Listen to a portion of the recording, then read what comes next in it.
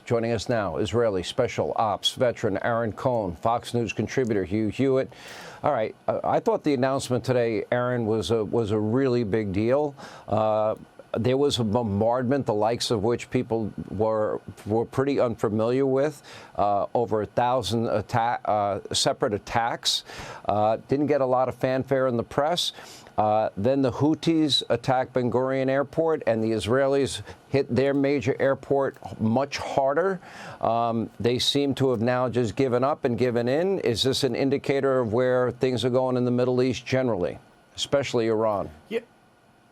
Yeah, those are good questions, Sean. I think that the pressure cooker campaign that the U.S. has been putting on the Houthis, combined with Israel's follow-up selective strikes, are speaking directly to Iran. And that's, again, the language that this whole region, it's the only language they understand. America hit Yemen hard, and it's been going on for weeks. And Iran's getting a taste of what this can look like, and Trump's not playing around. And I think that bleeds right into that Iranian nuclear program, which is Trump knows that Iran's trying to inch their way, Sean, towards nuclear-grade capabilities. It's not a secret, but what's even less of a secret is that the Middle East now understands that Trump is very clear, because he said it today, Iran will not get a nuclear weapon. It's never going to happen. And if Iran tries to inch their way towards any centrifuge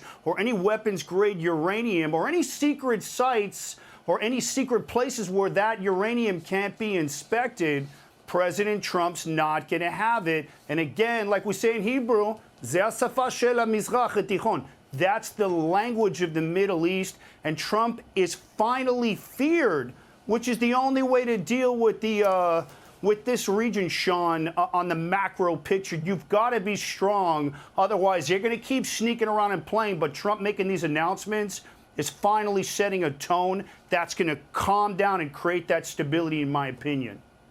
The president's been clear, as Aaron said, that the Iranians must dismantle their nuclear weapons program, that they can never have a nuclear weapon. And he said he would even lead the effort to prevent it from happening, which you can interpret as he will take out their sites if necessary. The Iranians know we have the capability of doing it. They've been given an opportunity. They've been given a choice here. Marco Rubio on this very program brought up the issue that, okay, we've got to have American inspectors. They have to literally, get rid of their nuclear program. We'd need Americans observing this, and then anywhere, any place, anytime inspections to keep them honest. And if they want fuel rods, they can have those for a nuclear power facility that will be provided from outside the country. America seems to be willing to go in that direction. The question is, does the Iranian leadership get that? Do the mullahs get that?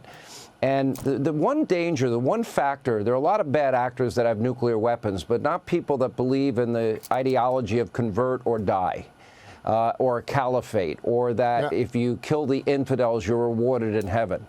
That, to me, is the big distinction with Iran versus other countries, even bad countries. Sean, you're right. They have an ideology which is not only fanatical, it doesn't mind end times. I'm sure Aaron would agree with that. The one thing President Trump seems to say every single day of his second term is that Iran cannot have a nuclear weapon, and that he will move if he has to support Israel in making sure that they can't build one. Every day. He says it probably twice a day on some days. So the messaging is very clear. When he wants to be very clear, he is very, very clear. He teased us today with this big announcement. I hope it's the Abraham Accords adding Saudi Arabia in. That would be fantastic. We have to wait and see. But the one thing he doesn't mess around with is the messaging to Iran. Ayatollah Khamenei must know he has a choice.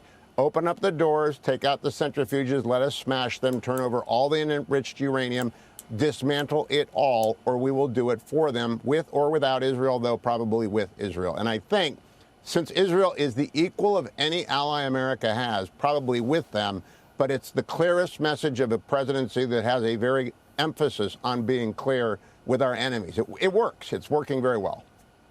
Well, the one thing that can happen is they can't get nuclear weapons, especially not on Donald Trump's watch, and he's been clear. Aaron, thank you. Hugh, thank you.